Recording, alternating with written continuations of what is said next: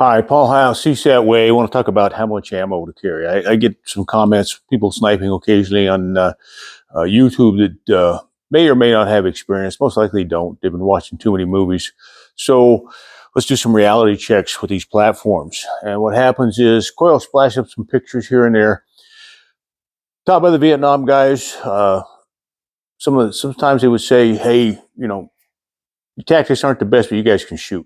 Okay, so we can shoot. So what does that mean? Well, I like to think that every 3 rounds we can make a lethal hit. So sometimes you can suppress. Suppression is not the full auto like you see on Heat. Heat is a movie, and those guys would be out of ammo in a short amount of time. So what happens is you have to be able to use enough ammo. And remember, you're with a team generally. So combat versus law enforcement. You're in combat with a team, and then you've got law enforcement active shooter response with a team. So people are bringing lots of ammo. So if you take 28 rounds in a magazine, that's what I put. Take 2 off. I want enough spring tension to work on a closed bolt.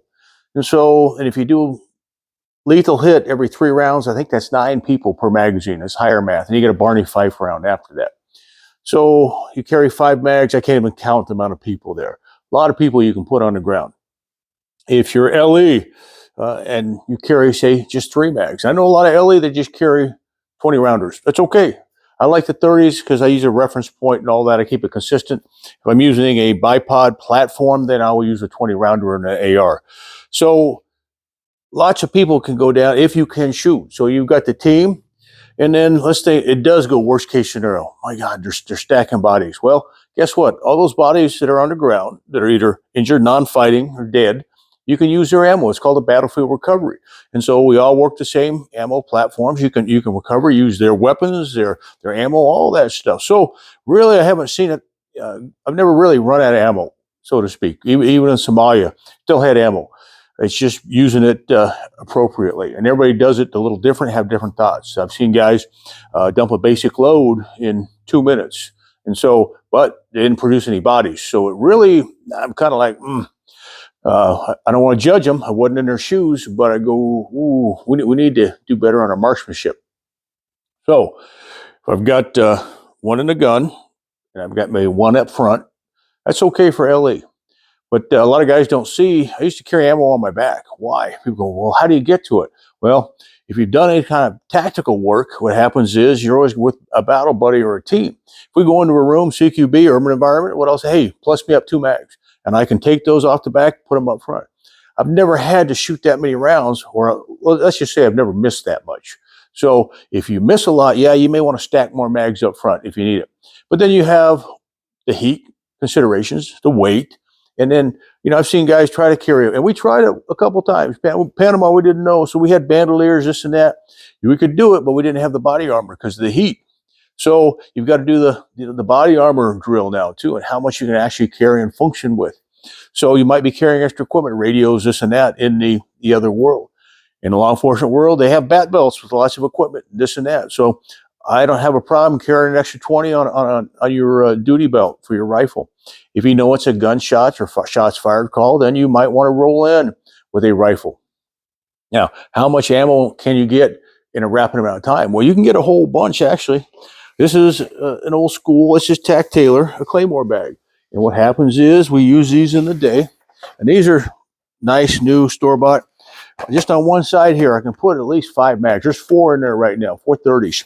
I've got a tourniquet on top. I could fill this across with a basic load that's more than a soldier can or actually carries.